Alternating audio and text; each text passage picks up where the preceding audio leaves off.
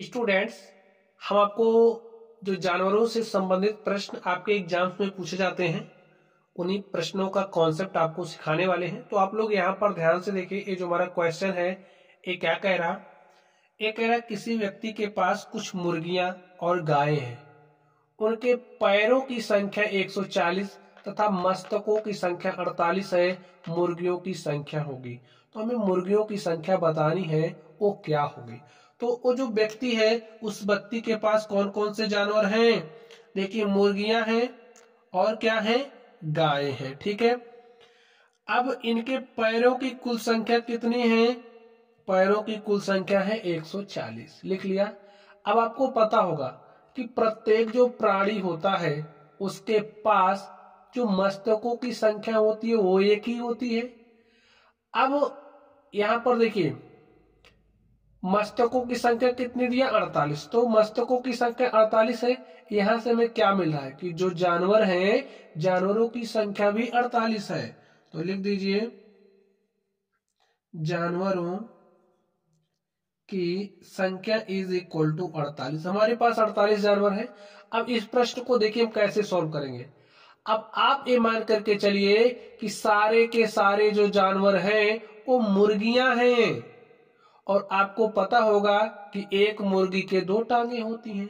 तो 48 मुर्गियों की कितने टांगे हो जाएंगी, 48 गुणे में 2 अर्थात 96। उसको आप यहां पर लिख दीजिए। 96 क्यों लिखा गया, पता चला एक मुर्गी की 2 टांग होती है। और अभी हमने ये मान लिया कि सारे के सारे जो हमारे जानवर हैं वो मुर्गियां हैं। तो कुल जानवर 48 है। तो 48 गुणे 2 यानी कि 96 टांगे आ गई। अब अगला केस यहां पर आप ध्यान से देखिए। अब एक जो गाय होती है उसकी 4 टांग होती है। अब ये समझ के चलिए कि सारी की सारी जो हमारे जानवर है वो गाय हैं। तो भाई 48 गाय हो गई आपके पास, और एक गाय के 4 टांग होती है। तो 48 गायों की कितने टांगे हो जाएंगे, 48 गुणे में 4। 4 अठे 32 के 2 हासिल 3, 4 चौके 16, 3 19। तो गायों की कुल टांगे कितनी हो जाएंगी, 192। अब आप इसको सॉल्व कर लीजिए। सॉल्व करिए, यहां से हमें क्या मिलेगा, मुर्गियों और गायों का अनुपात मिल जाएगा। सॉल्व करिए, 140 में से 96 घटाइए। देखिए ऐसे घटाएंगे, ठीक है, जो संख्या बड़ी होगी उसी में से घटा लेते हैं। तो 140 बड़ा है, 96 छोटा है। तो 140 में से आप 96 घटा लीजिए। तो आपको कितना मिलेगा, देखिए 0 में से 6 घटाओगे नहीं घटेगा, तो यहां से हो जाएगा 10। 10 में से 6 घटाया तो 4 आ गया। यहाँ पर बचा 3। 3 में से क्या 9 जाएगा, नहीं जाएगा। तो 13 में से 9 घटाइए, 13 में से 9 गया तो कितना आ गया, 4।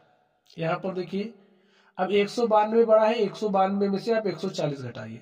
तो 2 में से 0 घटाओगे तो 2 मिलेगा, 9 में से 4 घटाओगे तो 5 मिलेगा, और यहाँ पर 1 में से 1 घटाओगे 0। अब आपके पास 52 और 44 का अनुपात आ गया। इसको थोड़ा सा सरल कर लीजिए। देखिए 4 से कट रहा है, तो 4 1 के 4, 1 5 हो गया 12, 4 3 12। इसको 4 से काटा तो 4 1 के 4, 4 1 के 4। हमारा जो अनुपात है 13 और 11 का आ गया। ठीक है, गाय मुर्गी और गाय के बीच का जो अनुपात है वो 13 और 11 का है। यहाँ पर कुल जानवर कितने, 48 है। तो स्टूडेंट्स 13 11 इसका आप अनुपाती योग लीजिए, कितना हो जाएगा, अनुपाती योग लोगे तो 13 11 आपके पास आ जाएगा 24। ठीक है, तो इसको आप 24 से भाग दीजिए तो आपको एक अनुपात का मान पता चल जाएगा। तो आप एक अनुपात का मान निकालिए। देखिए 24 1 के 24, 24 दूनी 48। जो हमारा 1 रेशियो है, 1 रेशियो का मान हमारे पास 2 आ गया है।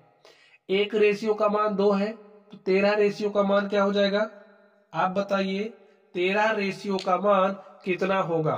तो 13 गुणे में 2, 13 गुणे में 2, और 13 दूनी कितना होता है, 26। देखिए जो मुर्गियां हैं, मुर्गियों की संख्या हमारे पास आ गई 26।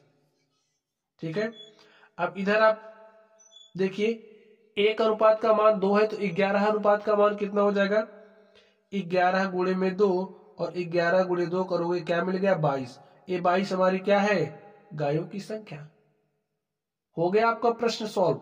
आपसे क्या कह रहा था, मुर्गियों की संख्या। तो मुर्गियों की संख्या देखिए क्या आ गया, 26।